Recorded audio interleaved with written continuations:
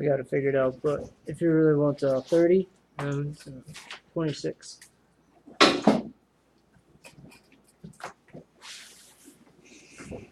$26? Yeah. Okay. What are they asking for? They're asking for one.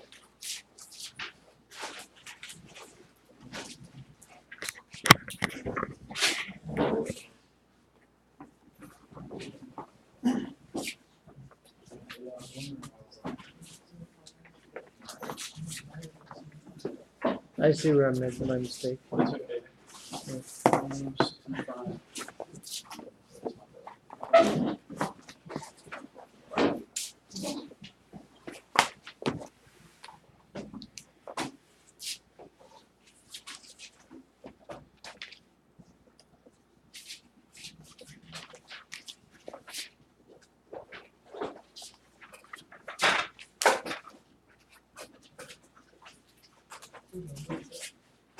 $26.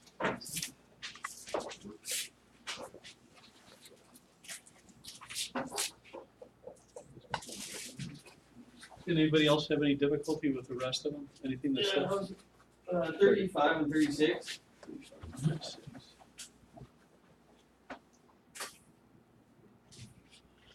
Okay.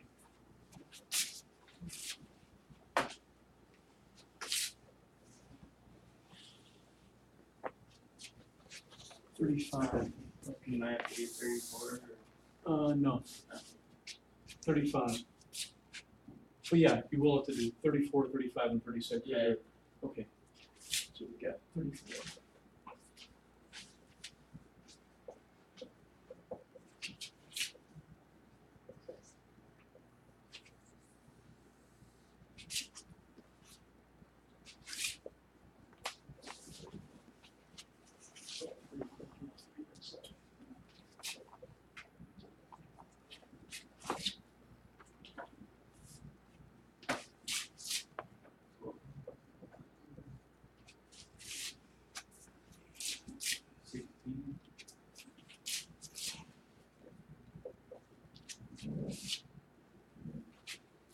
Just 34. Okay.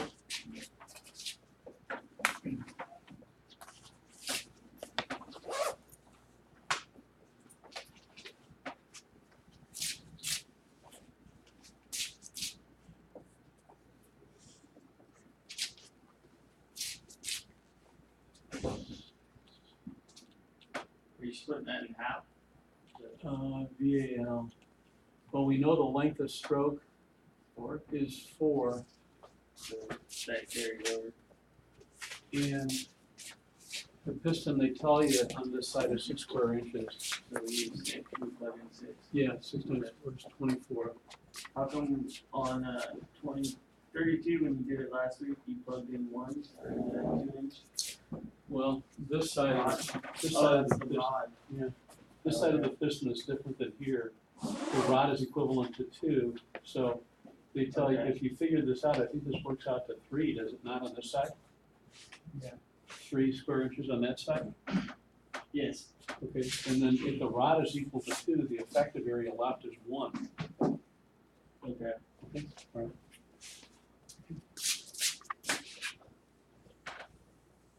And 36, this would be, that's 35 and 36.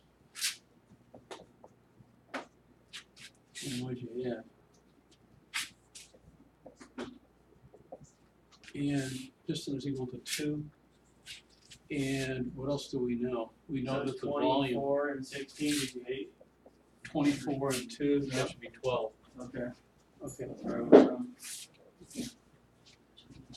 question? Can you do number 30? Number 30. Slide before. Is it on the previous page?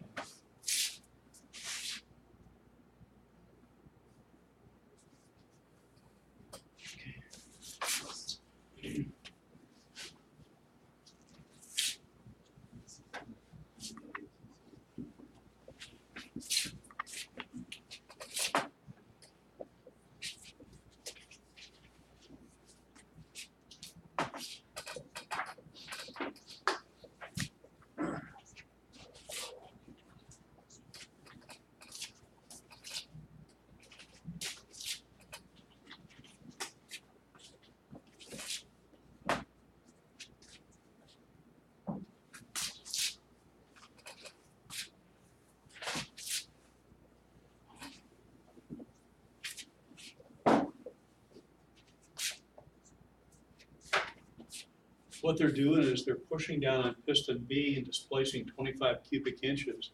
But the 25 cubic inches goes to each of the two cylinders. This one, we know that 20 cubic inches of that 25 went into because they give you the length of stroke of the area. So that you can figure out the volume. So if 25 cubic inches is pushed out of B, 20 of it goes here, how much is left over? 5, right? So 5 divided by 5 is 1. Okay, does that make sense? Yes or no? Yeah. Yes, okay, all right. Okay.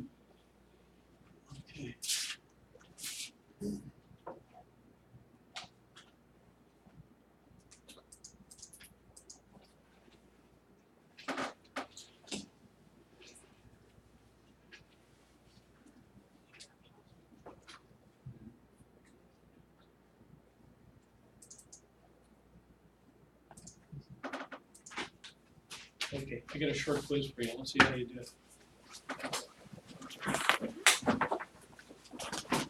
Yeah, that's what you.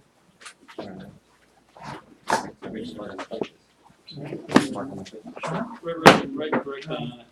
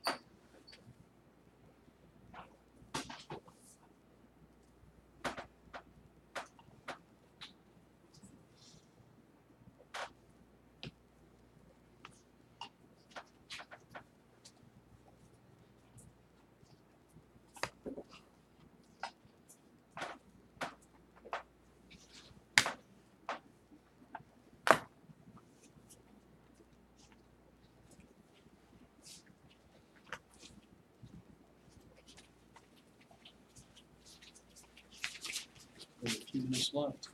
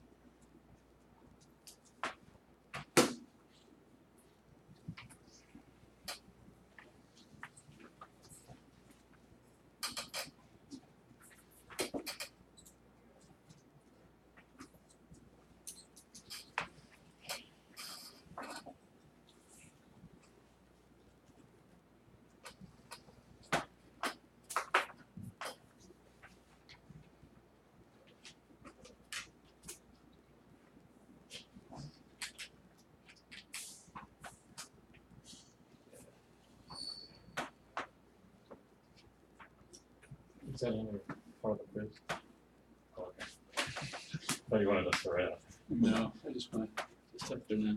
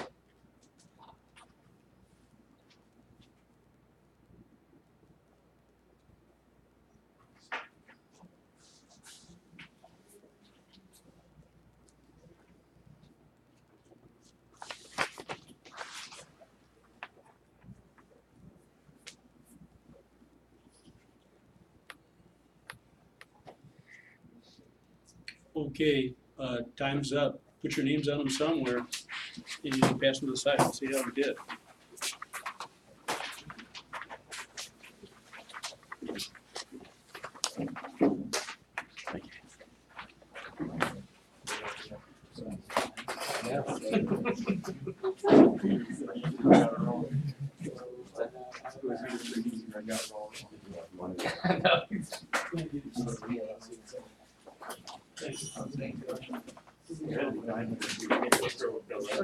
Let's see how we did. There were two different problems. One of them.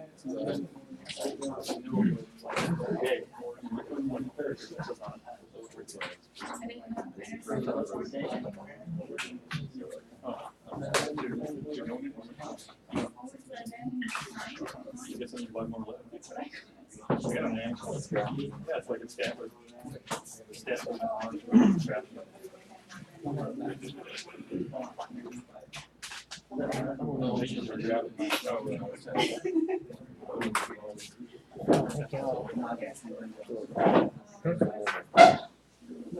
I got it right.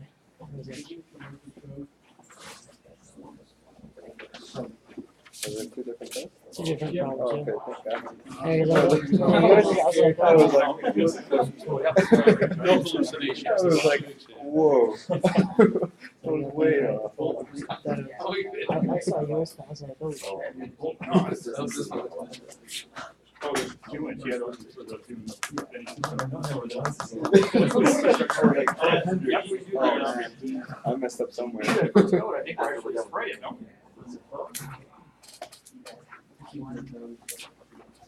Yeah, quick. Yeah, that's one. I think,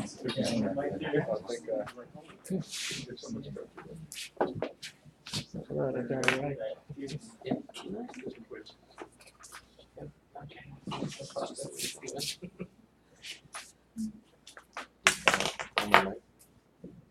There were two quizzes that went out, so I don't know which Oh, one you yeah, got. Yeah. Don't panic. The reason I give two, I look to see who's got the correct answers for the other quiz. Yeah. Sometimes people have roving eyes. What I've noticed is that got quizzes back, but they've got all the right answers for the other person. Okay, anyway, here's what we got. You can solve any of these problems because it's a statement of mathematical proportion. You have to have two numbers to solve for the third. So look and see what you got in this case. Well, how about this one? 1 times 900 is how much? 900, okay. If volume is pushed out of one cylinder, you know that liquids are considered to be incompressible, right? So, Just 150 in length, and what else do we know? 1200 divided by 6 is how much? 200. 200 psi? Yep. What else do you know about pressure? Six. It's the same everywhere, because of Pascal's law. 1 times 200 is how much? 200, 200. 900 divided by 6? 150. 150. Okay, so this would be piston and cylinder A, this would be piston and cylinder B. If you had to look at the mechanical advantages, what would you tell them? 6 to 1. 6 to 1. If you compare the sizes of the pistons, 6 divided by 1 is 6 to 1. If you compare the forces, 1200 divided by 200 is 6 to 1. And if you look at the inverse relationship to length of stroke is what? 900 on one of the input piston, it's only 150 on the other. But still, the mechanical advantage is still 6 to 1. Okay. All right. Let's look at this one. That's the one we got. 27 times 1500, how much? 40,500. 40,500? Sounds about right. How much is 27 times 5? 135. How much? 135. 175? 135. 135. What do you know about volume? That's equal. There we go. What do we know about this? 45 times 1500? I think it's 45 was a length. 45. Yeah, 45 is a length. That's, 100 and. your area is wrong. Yeah, The area on the one, The length is 45, not the area. So length The is, length is. length is 45. Yes. Yes. yeah. Okay, did it provide the length here for the area? No, area. Yeah, we gotta figure that. How about this? 3. Three. And 3. So what's the mechanical advantage? 9. 9 to 1. Yeah, you compare 40,500 divided by 4,500, 9 to 1. 45 divided by 5 is 9 to 1. 27 divided by 3 is 9 to 1. Okay. You should be able to do something like this. This is not all that difficult to do. So just remember, it's a statement of mathematical proportion. The two things that are conserved would be volume and also the pressure is the same everywhere because of Pascal's law. Okay, next let's talk about hydraulic fluid. The primary purpose of aircraft hydraulic fluid. It transmits and distributes force. Any hydraulic fluid is designed really to do that. However, realize that we have other applications of fluid in aircraft that do kind of the same thing. For example, if you were in the propeller class and we were discussing maybe constant speed propellers, in many cases we use engine oil in order to change ultimately the pitch of the propeller. But really the engine oil is, the primary purpose of engine oil is to do what? It's for cooling and lubrication. But in the case of hydraulic fluid, the primary purpose of it directly is going to be to transmit and distribute force. What's the date? Secondary purposes of hydraulic fluid, it provides for cooling. When the equipment becomes hot, this is the medium of exchange of heat. We're able to get rid of the heat by the conduction of it through hydraulic fluid to sometimes a heat exchanger or a reservoir. But you have to find a method of cooling those components off. So the hydraulic fluid carries the heat to something else, a heat exchanger or a reservoir. Also, hydraulic fluids, by their very nature, they're lubricants, so they provide a lubrication circuit. When we have pistons that are moving back and forth inside of actuators or pumps, you have to have some type of fluid that will provide for lubrication. And lastly, or at least one other thing, the hydraulic fluid does carry contaminations to filters. Again, it's a medium of exchange for the debris that's in hydraulic systems to find its way to a filter. Would you call it cleaning? What do you call it, what? Would you say cleaning then? Cleaning, yeah. So the filters really provide the cleaning, but you have to have something to get it there. So it's a medium of exchange. Desirable aircraft hydraulic fluid properties. Probably one of the more important properties of hydraulic fluid is that it is fire resistant. And we're going to discuss maybe the evolution of hydraulic fluids that we've used in aircraft. In the past, they were not such not very fire resistant. But over time, we've developed specific hydraulic fluids that are more resistant to fire. And by fire resistant, there's two terms that I want you to be familiar with. One of them is called flash point, and the other one is fire point. They generally have to be high for both in order to be fire resistant. Flash point kind of infers the point at which there's sufficient vapor present from the fluid that if a source of ignition is present, the volatiles that are in that liquid will flash and may or may not extinguish. That's what we call flash point. And when we talk about fire point, it's the temperature at which the fluid or the vapors will continuously combust. But nevertheless, we have to generally have a high flash and a high fire point associated with all fluids in order to be useful for us in aircraft. So that's what we want. In addition, the fluid has got to be relatively chemically stable. In other words, when the fluid is used, it really can't change its characteristics over a period of time.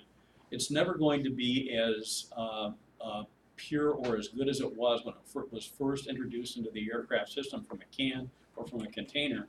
But we want that chemical to maintain itself in a condition that is serviceable over a long period of time. We don't want it to become acidic. We don't want it to become alkali.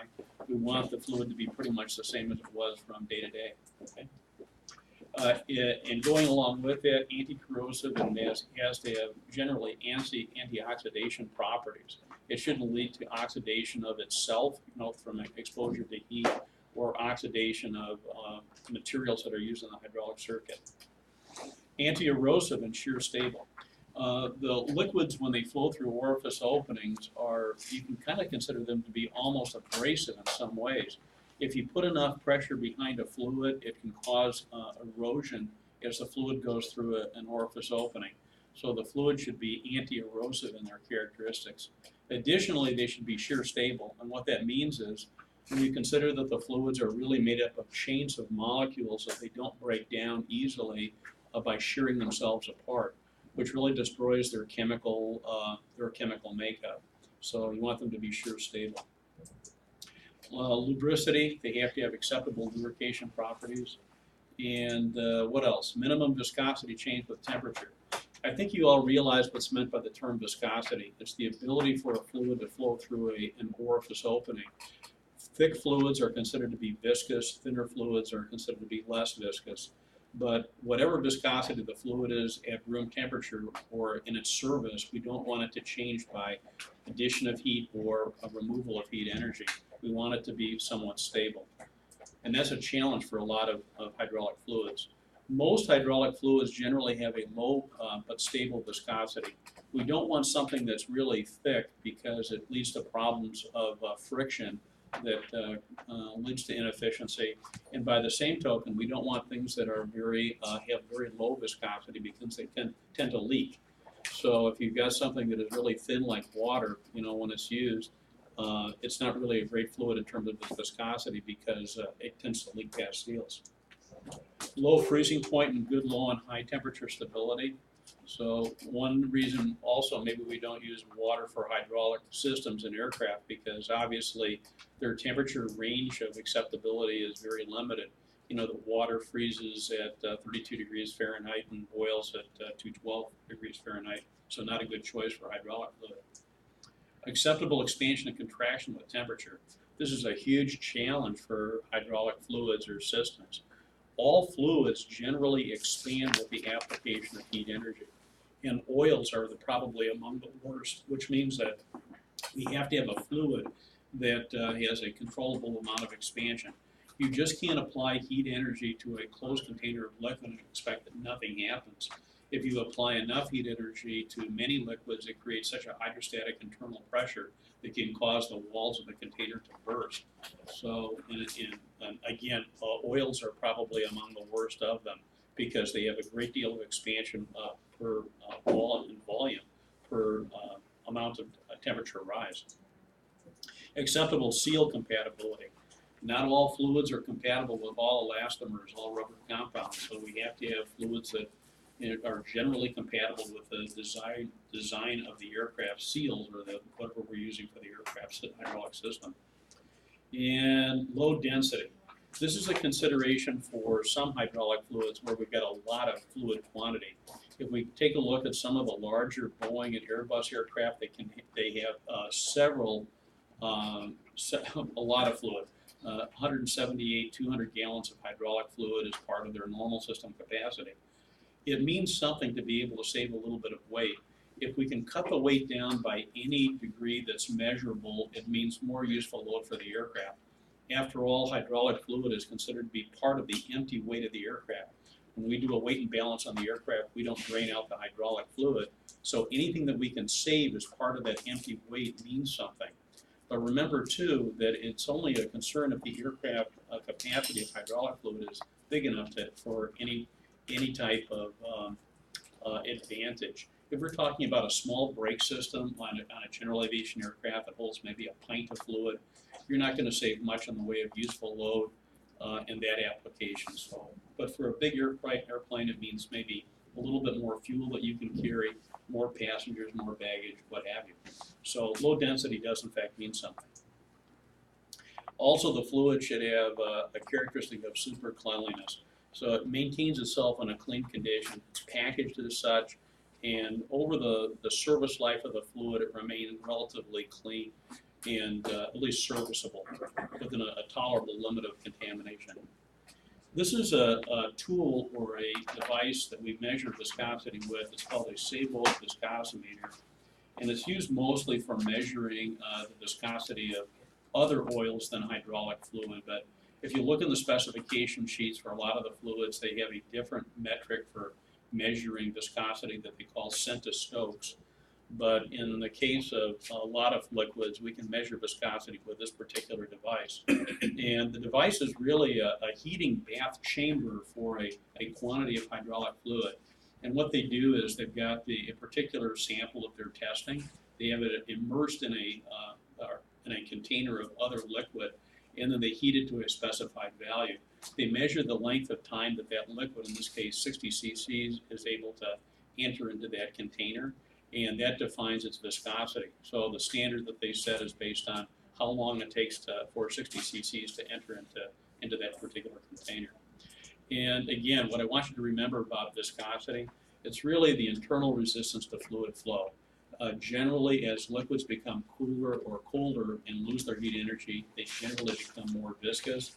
And as liquids become warmer, they generally become less viscous. So anyway, you know a little bit about viscosity now. So viscosity usually increases as the temperature decreases. And in the oil trade world, we have a thing called low viscosity index. And this is kind of a misnomer. It says a low viscosity indicates that fluid viscosity changes greatly with temperature changes. But again, it's a measurement metric for viscosity. But just remember this: free-flowing liquids, low viscosity, something like water, slow-flowing liquids, high viscosity, something like tar. Okay.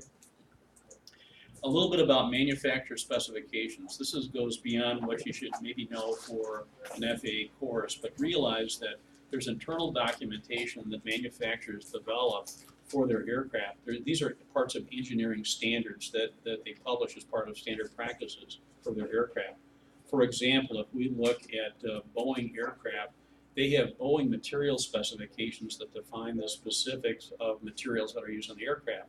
And lo and behold, they have a Boeing material specification for hydraulic fluid. And for most of the Boeing aircraft is Boeing material specification BMS 3-11. If you were to look at that specification, they use phosphate ester-based hydraulic fluids as part of their standard practices for their aircraft.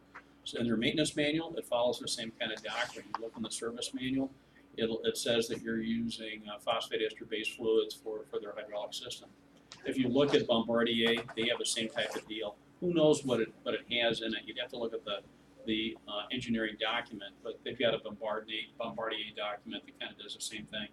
Lockheed Commercial has got their own deal. Cessna and Embraer and Fokker don't really have specs, but in their service manual for the aircraft, they'll define specifically what aircraft the aircraft should be serviced with in terms of the hydraulic fluid.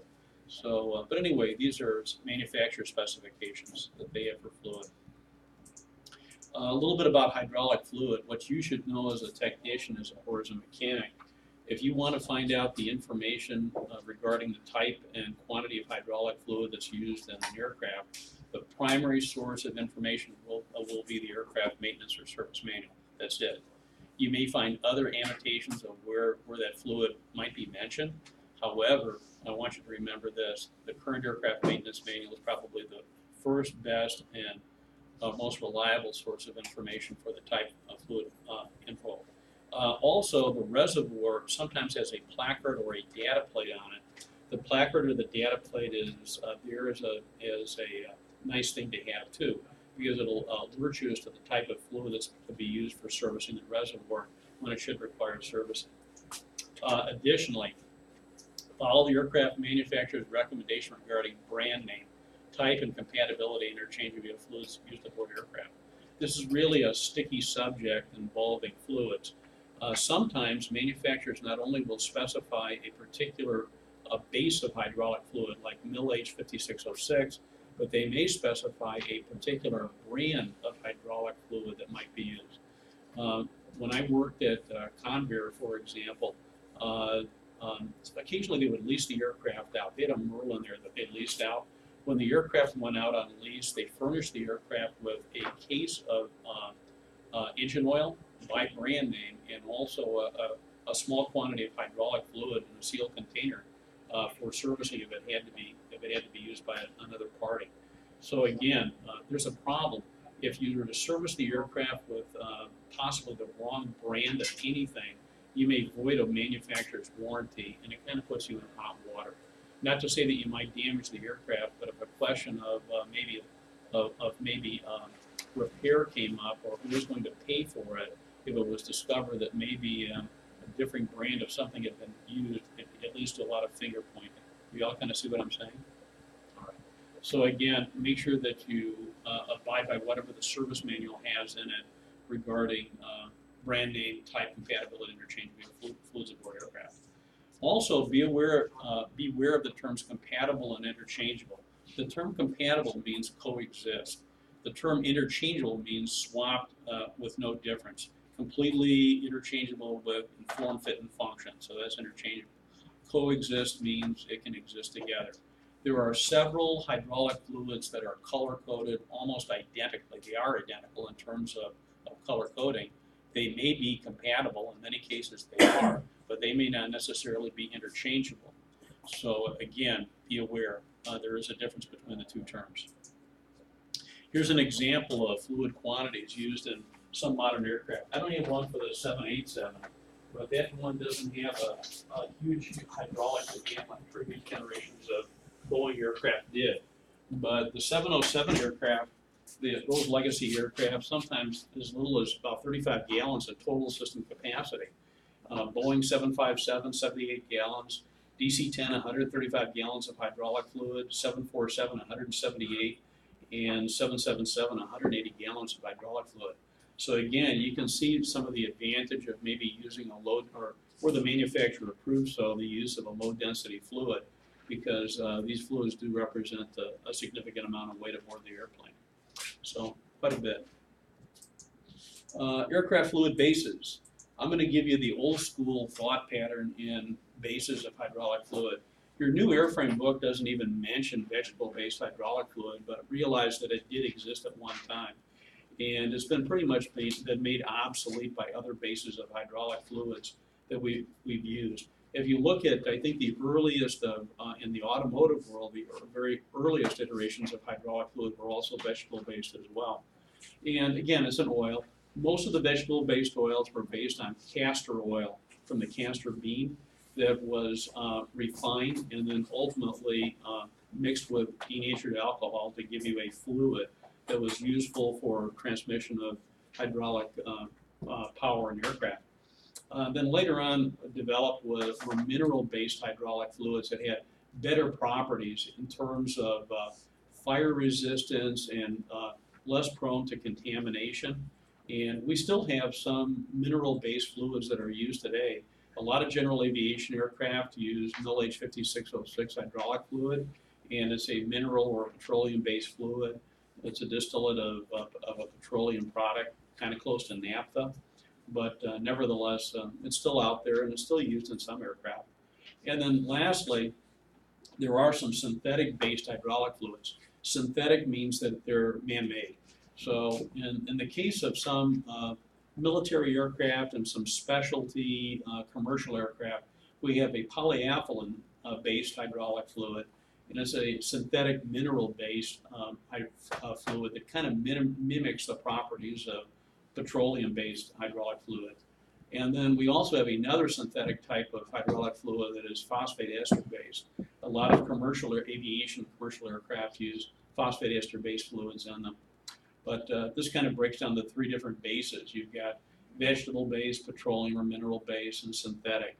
And as far as the FAA is concerned now, I think you're not going to find any reference to vegetable-based fluid anymore in any of the current advisory circulars. But in the old days, it did in fact exist. Okay, what I want you to know about fluid color coding is this. Anytime you see a color code that's associated with a fluid, it's a dye, and it's really only an aid in identification. There are several different hydraulic fluids that are all ID'd as being red in color. So who knows what it is? If you have an unlabeled sample, who the heck knows what it is? But when we talk about phosphate ester-based fluids, it could be kind of a purplish color fluid. It might be a variety of Skydraw fluid or Hi-Jet. And there are some fluids out there that are have an amber color code in them. And again, who knows what they are. But just understand that anytime you see a color, it's really only an aid in identification. It doesn't specifically identify a base because there's a lot of fluids out there that are color-coded red. Okay? Vegetable base, a little bit about that. Well, what I can tell you, it did have a military specification. Years ago, I went looking at a search for vegetable-based military specification for it. And it's, I couldn't even find the spec. It was it hasn't been used since about 1955, at least the spec went out in about 1955 or so. I think the Aerospace Museum might have a copy of it someplace, but anyway, what I'll tell you about it is what's up on the screen.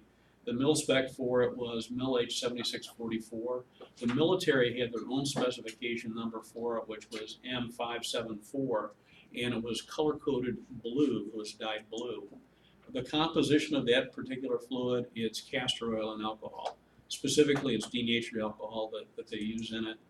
And if you had that system and it had become contaminated and you had to flush it, usually what they used as a flushing agent for a system that was contaminated was either new fluid until the fluid came out clean, started at one end and work your way out, or you could use Stoddard solvent, which is kind of a general purpose cleaner. Believe it or not, Stoddard solvent is a petroleum-based agent, but it doesn't contaminate the system enough to really worry about it.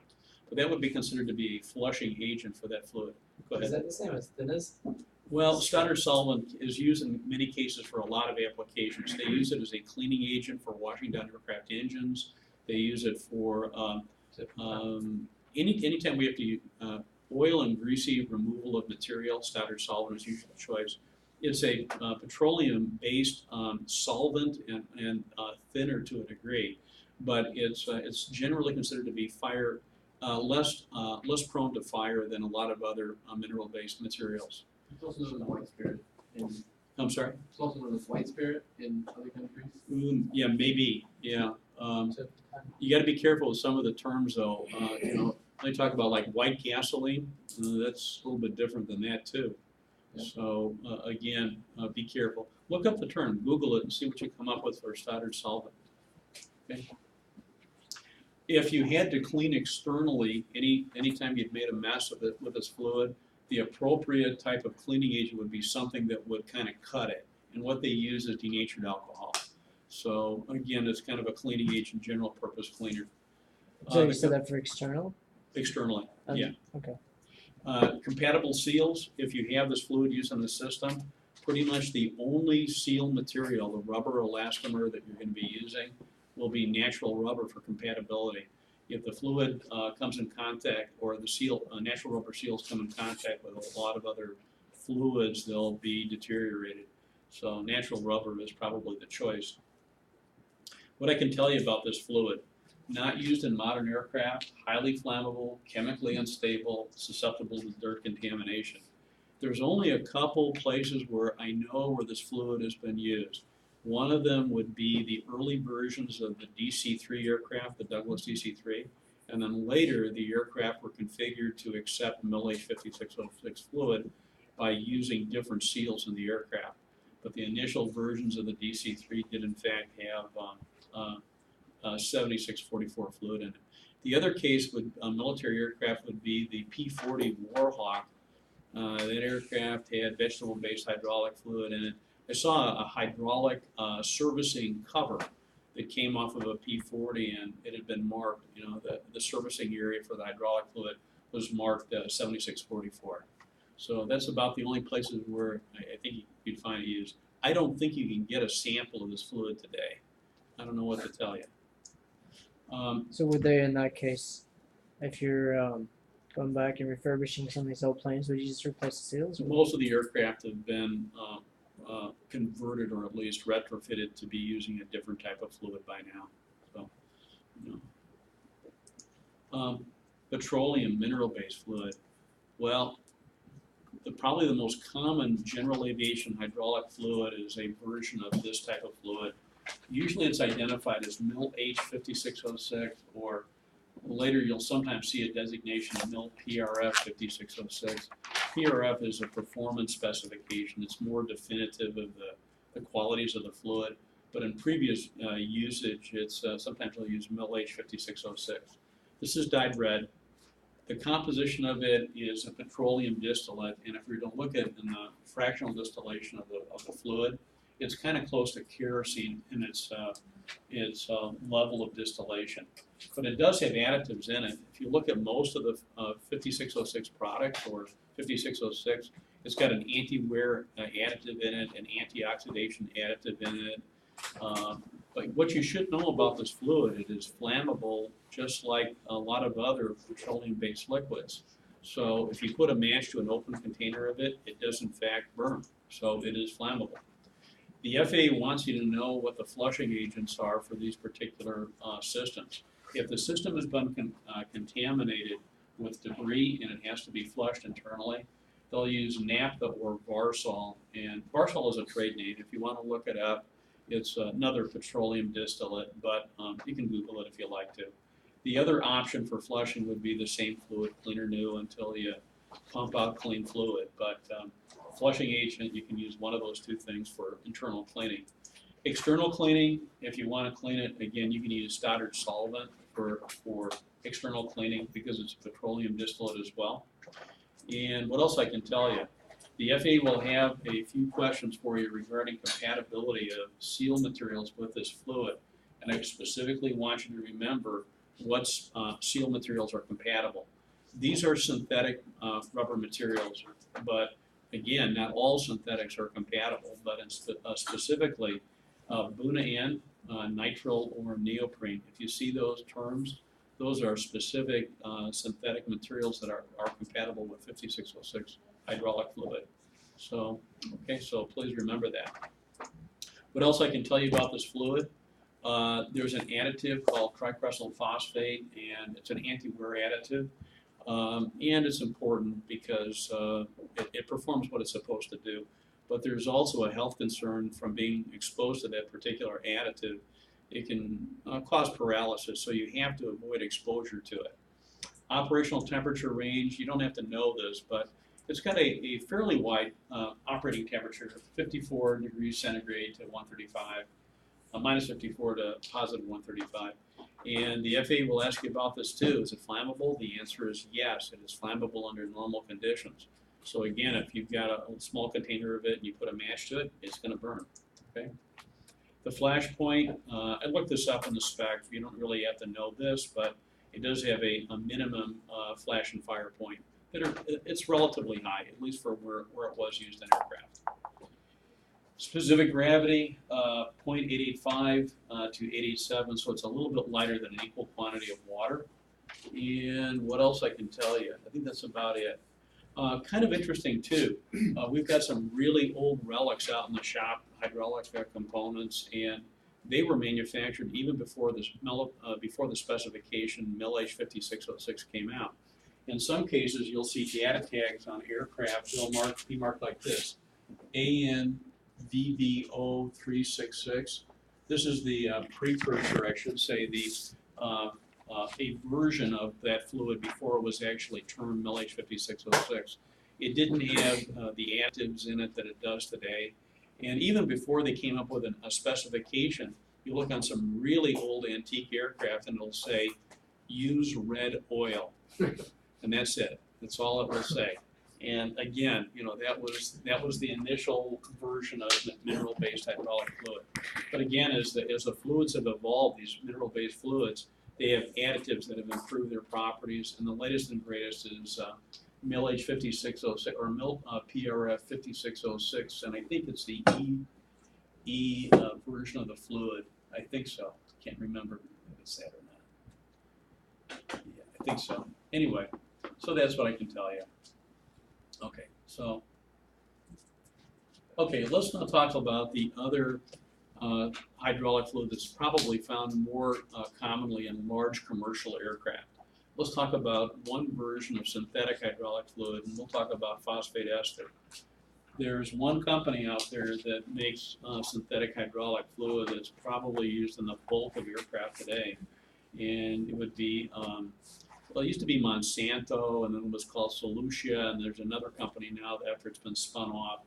But the fluid is the type brand or the type name of it hasn't changed. It's Skydrol. And the two primary versions of Skydrol that are available are Skydrol 500B4 and the LD-4. And they're dyed light purple for identification purposes.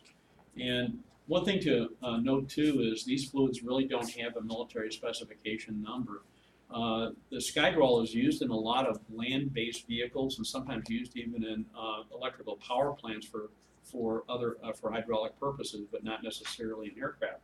There is no military specification for Skydrol fluid. Is there a military specification phosphate ester-based fluid? The answer is yes. However, Skydrol by brand name really has.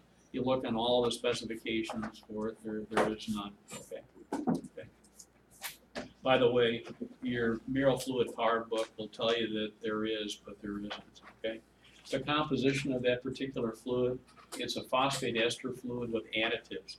The phosphate ester is what makes it fire resistant.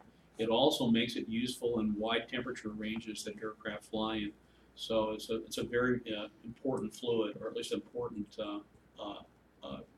composition in the fluid. The flushing agent, same fluid, clean anew. If you had to internally clean a system that had been contaminated, we're going to flush it with the same fluid until it comes out clean. And externally, if you had to clean something where you had a spill, they have a proprietary material that might be used for it. It's made by Solutia, or at least the new manufacturer of Skydrol, called SkyClean. As an alternate, you might also use Stoddard solvent. So those are considered to be cleaning agents. The FAA will also ask you too about compatible seal materials, and you're going to have to remember this, just like you do for mineral-based fluids. They use synthetic seals with phosphate ester-based fluids. What's generally considered to be compatible would be ethylene propylene abbreviated EPR. The other one is butyl. So there might be other seal materials out there that are important, but again, you're going to have to remember those two particular seal compounds. So please remember that. Something else. The fluid is considered to be fire resistant but hygroscopic. Now, all things will burn if you put enough heat energy into them, but within a reasonable range of temperature, there's not enough source of ignition from a vapor that will readily ignite. So it's considered to be highly improbable that the fluid itself would contribute to a fire. So, but it's considered to be fire resistant. Hygroscopic, what that means is it has a tendency to absorb moisture, and that's a problem. The problem is that when the fluid absorbs atmospheric moisture, it becomes acidic. It can also lead to corrosion in components from free water. So, again, there's a problem with the fluid. For this reason, the FAA has a test question that makes you aware of this, and what they will ask you is, which of the following fluids is not to be stored in an open container? And they'll give you a list of several different fluids that are there. And understand that it's poor practice to store any fluid in an open container. But what they're trying to get at is the genesis of that question is they want you to realize that phosphate ester-based fluids have more of a tendency to absorb moisture than others.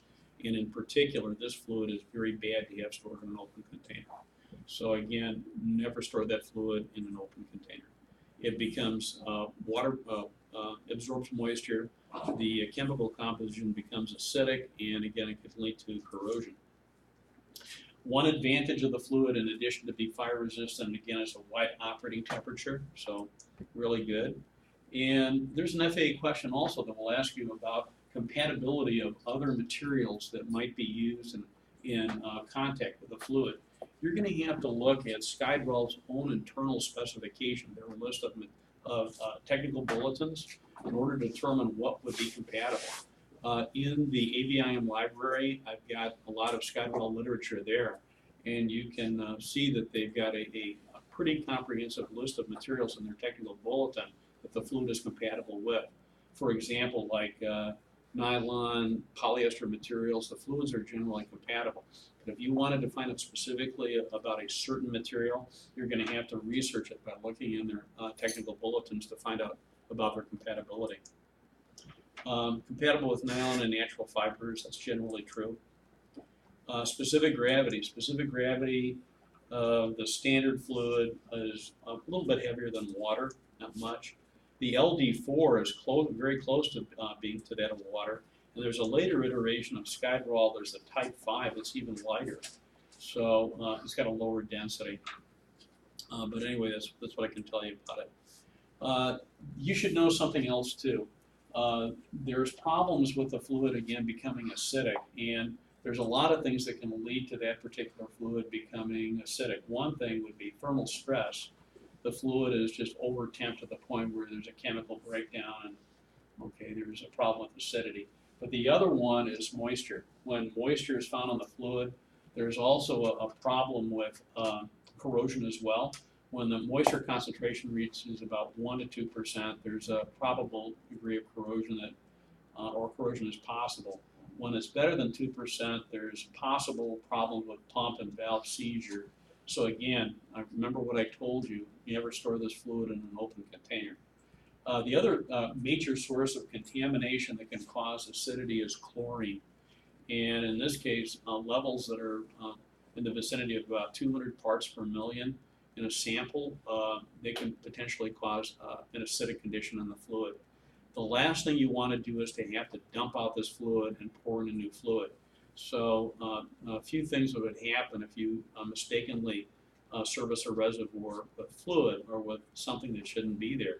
One thing is you're probably going to reservice the aircraft with what should be there. The other thing that's going to happen is you're probably going to get a pink slip and be shown the door because it's very expensive. These fluids are really pricey. If you want to get an idea of what these fluids cost, just Google them and you'll be amazed at what this stuff costs. Inside of the fluid, there are agents that are in the fluid as part of the additives that are designed to prevent or at least stall the formation of the acidity buildup. And it's important that those additives or those chemical packages not be damaged. When we do a check of the fluid for a serviceability check for the fluid, there's a reagent test kit that's available. I have one in the shop. And what we do is we add progressively new amounts of a base material in order to find out what the neutralization point is of that fluid. So if it's acidic, what we do is we start to add in potassium hydroxide into a sample of the fluid to a larger degree and find the point at which the color changes, or at least it goes to a kind of a clear color. The more potassium hydroxide you have to add into a sample of the test, it means that you've got more acid that's in that fluid. So again, once we get to a point of about 1 milligram per gram of potassium hydroxide reagent, when we do a serviceability test, this is generally considered to be the limit of serviceability for the fluid. So at this point, 90% of the acid scavenging ability of the fluid has been depleted at that point. And again, from that point, it all kind of goes downhill. So a lot of airframe, or I should say airlines, when they do a test, they use that as a standard. If the fluid turns out to be more, requires more reagent than that, it generally means that the fluid is no longer considered to be usable. So again, they'll test to that level. Okay. Skydroll products, we've got, it comes in a lot of different types of containers, and there's other ancillary products that kind of go along with it too.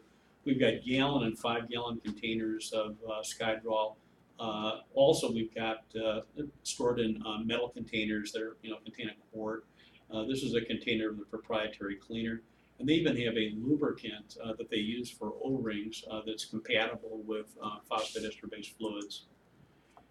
Okay, so what else can I tell you about this fluid? Well, one thing, particular health hazard as well. It's a very aggressive skin drying agent. It'll cause dermatitis if you get it on your skin.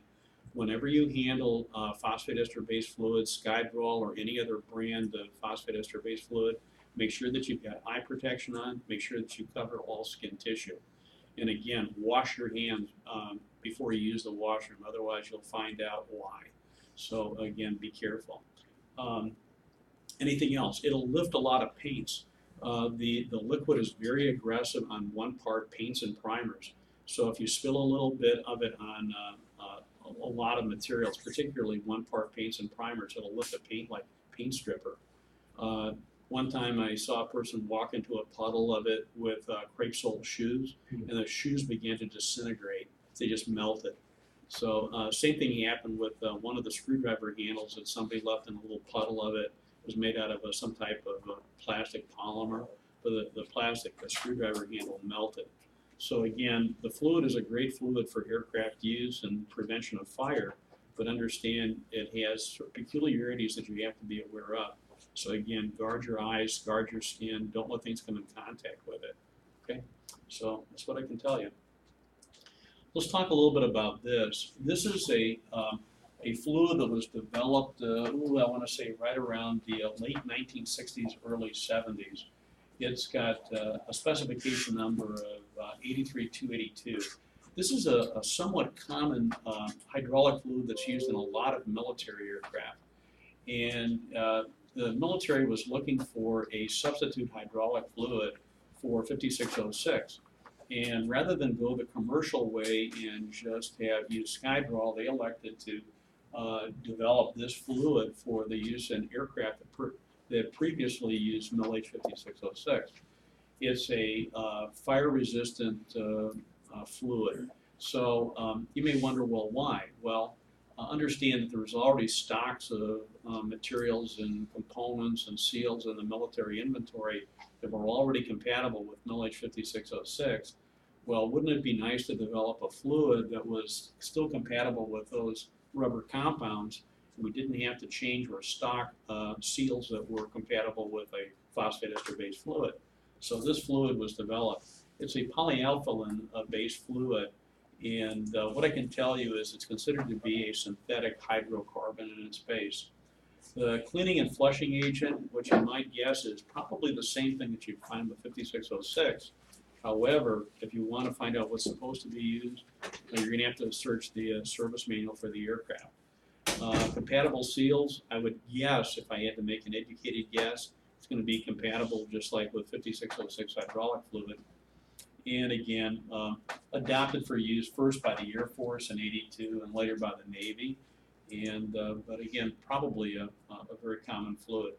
There are some civil aircraft that are out there that do in fact use this fluid. Some of the Cessna business jets, the Citation series, do in fact use a synthetic-based hydraulic fluid. So 83-282 in them, or a different synthetic hydrocarbon fluid.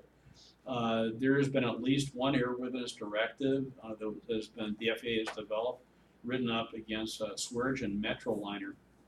And you kind of have to follow the what happened with the aircraft incident to see why the AD was developed. The aircraft, a particular aircraft, came out of Washington, D.C., I think out of Dulles Airport.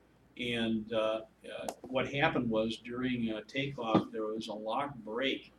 And the problem caused a heat buildup that eventually led to a fire aboard the aircraft.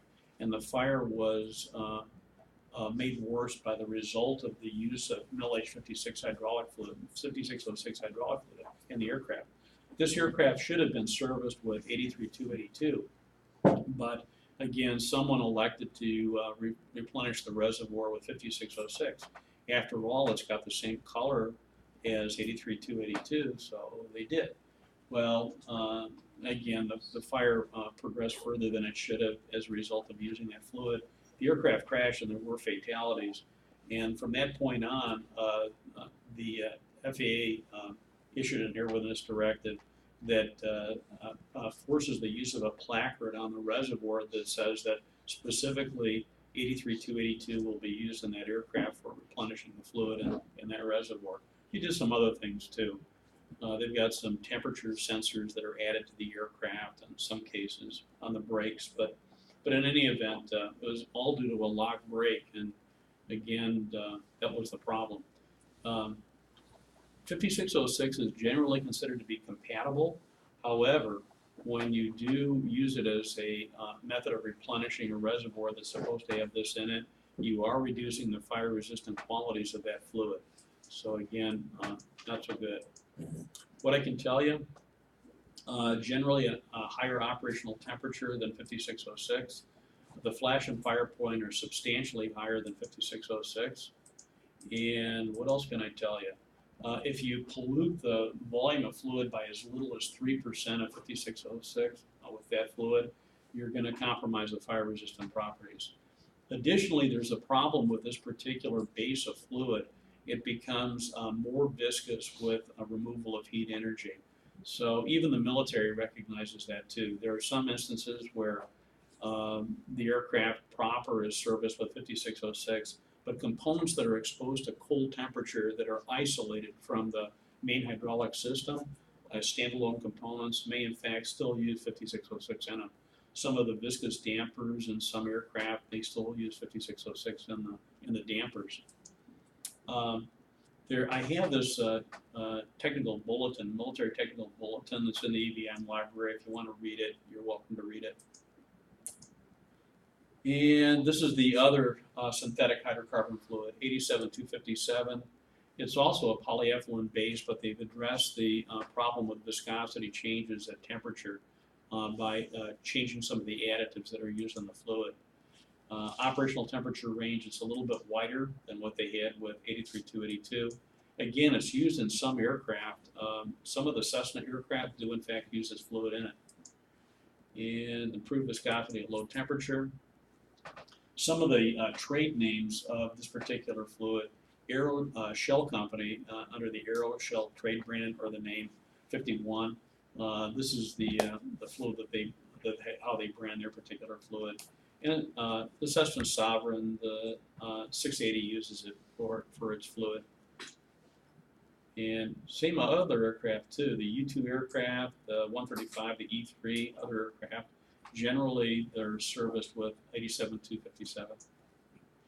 Here's some commercially produced polyethylene-based hydraulic fluids. You'll have to see which is which, but okay. Other fluids, well, you may see some of these other fluids used in usage in and around aircraft. One of them is a petroleum-based preservative oil. It's mill H 6083, it's dyed red. That's been around for a while. In some cases, that's used as a shock strut fluid in some airplanes, not all. But when we have to damp shock loads, some of the really old aircraft may specify that in it. And if you want to look at some of the more exotic stuff, there's a military specification 27610 Bravo, 01 Bravo. This is used in the SR-71, but again, it's a polyethylene-based fluid, but again, it's got additives in it that allow its service temperature to be really wide. Okay. That 6083, can you put that mix that with 5606? Well, the answer is yes, but is it the question maybe should be, is it appropriate to do so? It's a compatible fluid, but it doesn't have the same additives in it that 5606 does. But there were some shock struts in the past that in fact were serviced with that fluid. So you'd have to look at the specifics of the manual to see what they allow. Okay. I got curious one time. I wanted to see what people in the East use. I'm always curious to see what people do. So I researched a little bit, and you can, as you might guess, what the Soviet Union uses in commercial and military aircraft. It kind of mimics what we did, you know. So they have a fluid, it's called AMG-10, and they've got a couple of different specs. One of them is a manufacturer specification. The other one is a state specification for the fluid. But one of them is like 5606, and it's a mineral-based fluid. Whether or not it's exactly the same, who knows? Don't know. The other fluid is similar in properties to phosphate ester base fluid, or to 83282, and a lot of the MiG aircraft are serviced with that particular fluid. And then for the commercial aviation fleet, the Echelon and Tupolev aircraft, they've got a fluid that kind of mimics the properties of our phosphate ester base fluid. And they're dyed different colors though, okay? But anyway, that's what they use. Kind of interesting too.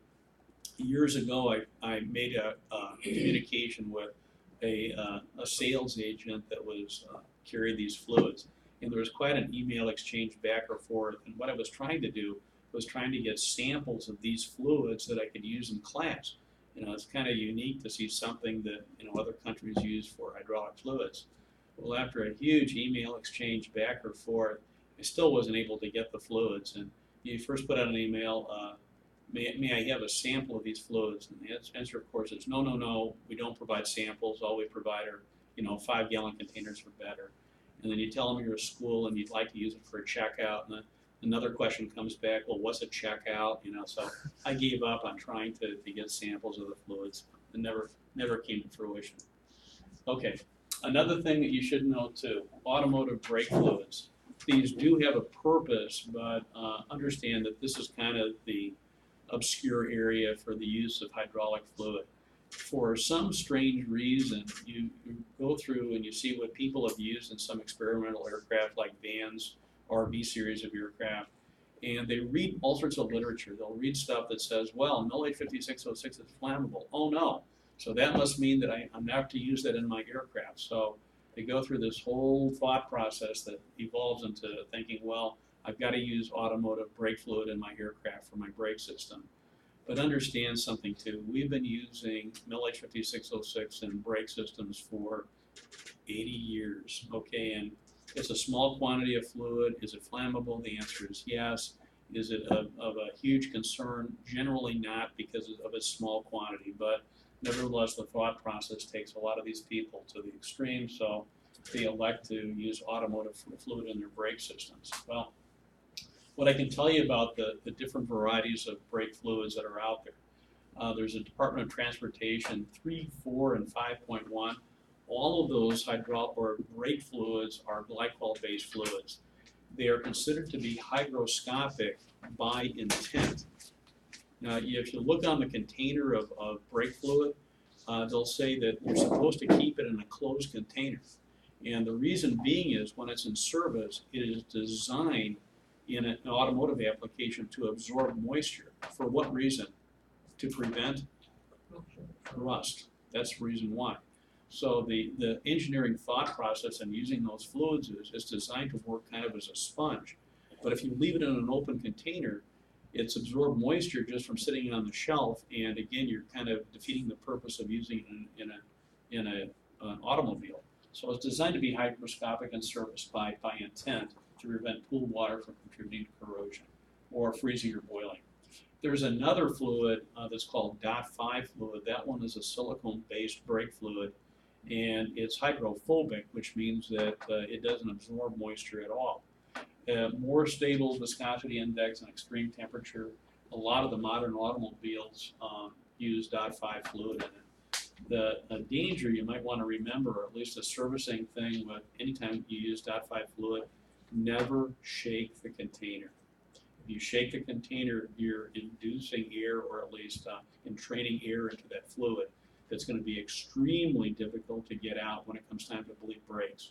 So again, it doesn't train air. So you have to be kind of careful with it. Don't shake the container. Okay, so that's what I can tell you about fluids. What comes in the future? Things like this.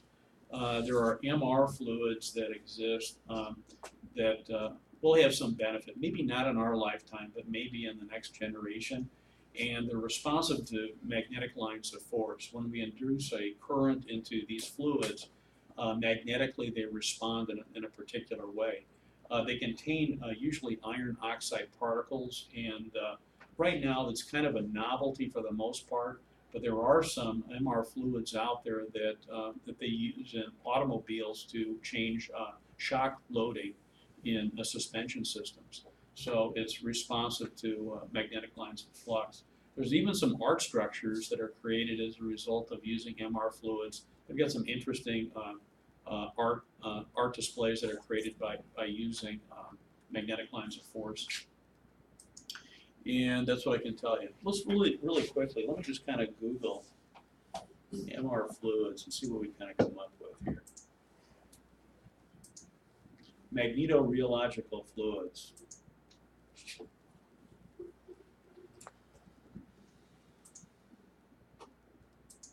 Oh, even better.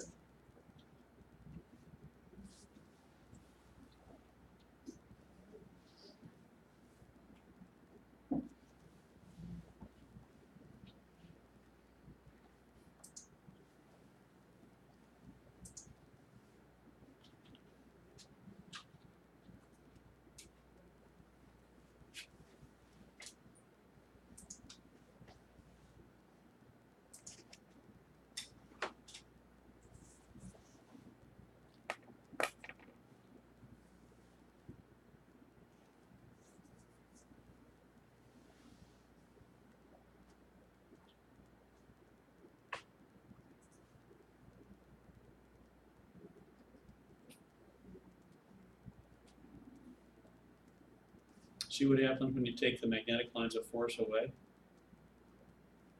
Now you may say, well, what kind of applications would that have? How about an actuator that doesn't have a body or a cylinder?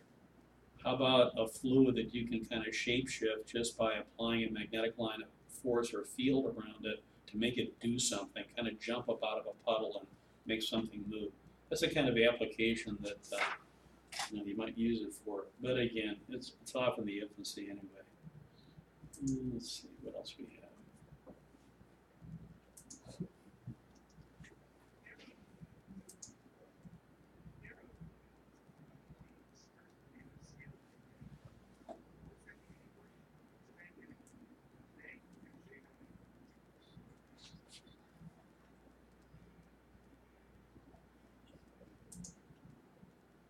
Can you turn it up? Yeah, well, hold on.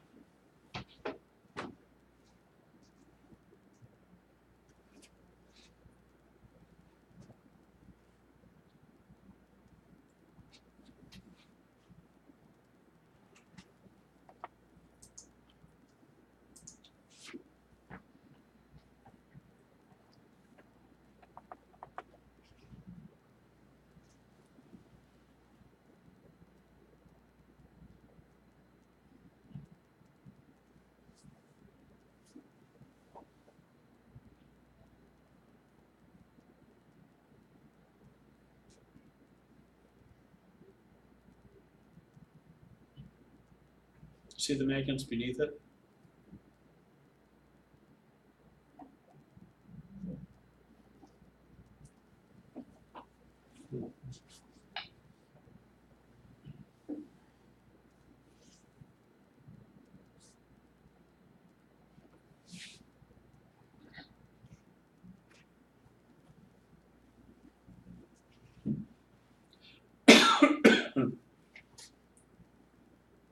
What's up, guys? I'm Carly Kloss, and today I'm going to show you how you can build your very own website. Really? What if you wanted an even smarter material? One with a more varied response? To find stuff like that, we're better off out of the lab and at the movies. The T-1000 from Terminator 2 could have won an Oscar for Best Adapting Material because this liquid dye can sense, respond, and even self-heal. It's the material itself that does things. He's a lifelike fluid that's very, very smart. Okay, that's science fiction. But in the search for smarter materials, engineers have taken a hard look at some liquids with very strange behaviors. They're called non-Newtonian fluids. I traveled to North Carolina to the Lord Corporation, which manufactures one.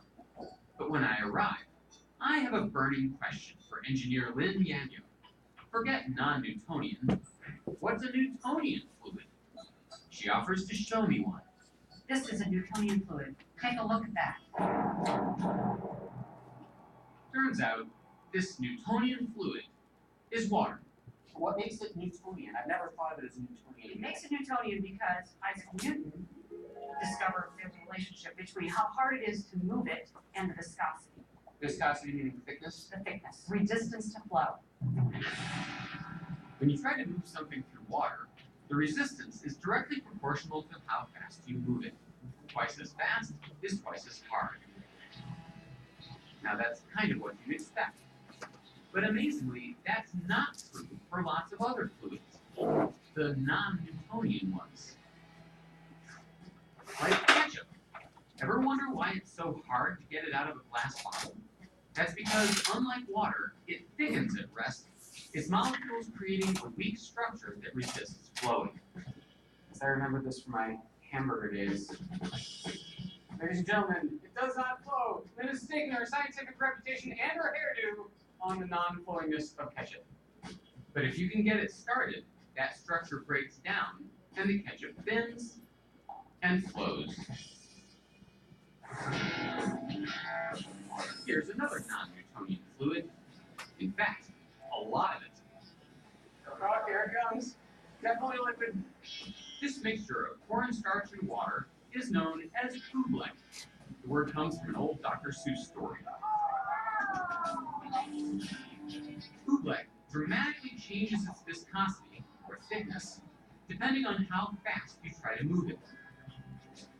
Keep the action soft, and it flows like a liquid. But hit it hard, and it's solid enough that you can run across it. This liquid, when I squeeze it tight, turns into a rock. And then when I let go, it turns back into a liquid. What is happening? We like to call this the Three Stooges effect. That's not the scientific term. What do you mean the Three Stooges? You know when the Three Stooges tried to get through the doorway and they couldn't? Right out. The cornstarch doesn't want to get out of its own way. So when you push on it really hard, it can't move out of the way fast enough. And if you hit it really slowly, you can go right through it like a liquid. So it's a liquid solid. You know, it depends on the pressure or the speed or something. It depends on the speed at which you try to move anything through it. Oobleck's a lot of fun. Be sure to fill your neighbor's pool with it. Oh, it's got me! But non-Newtonian fluids designed into the right system can save your life. Imagine a material that can adjust its thickness to absorb the seismic shakes of earthquakes.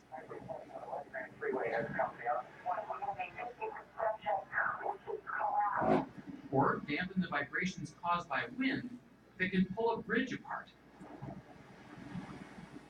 That's what the non-Newtonian fluid Lynn has in her hand can do. So the interesting thing about this is that it's very responsive to a magnetic field. And it's a lot like oobleck. Take the spoon and scrape around in there. Okay. Oh man, that is unbelievable. It's cement. So now scoop some of that up. Just take it out of the magnetic field by lifting it up.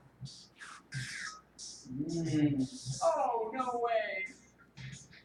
This is like X-Men stuff. So it's a magnetic liquid. We call it magnetobiological fluid. You got a shorter name, MR. MR fluid, and they call it Mr. Fluid. Now, A typical MR fluid consists of tiny iron particles suspended in a fluid like oil. Without a magnetic field, the liquid flows freely. But add a magnetic field, and the metal particles line up, increasing the fluid's thickness. Lord puts that variable viscosity to work in devices like shock absorbers. and then there's another suspension that's larger, and that's for really heavy-duty vehicles. Heavy-duty vehicles, like Humvees. For the military, a smooth ride isn't about luxury.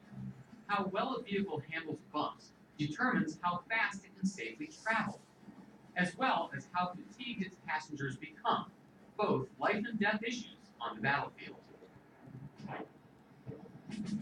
Out here in the woods, I'm going to see just what kind of a difference using a smart material can make in a Humvee's performance. Good heavens. Well, here you are. This is your ride. And for this first ride, we have this military Humvee, and it is just retrofitted with the conventional shocks that you would have when this was used out in the field. A typical shock absorber is built around a piston filled with oil. When the piston moves down, it forces the oil from one chamber to another through small holes.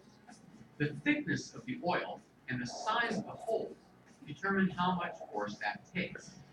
If neither varies, the shock has a one-size-fits-all dampening solution. No matter how bumpy the road is. How do you make the seat recline anyway?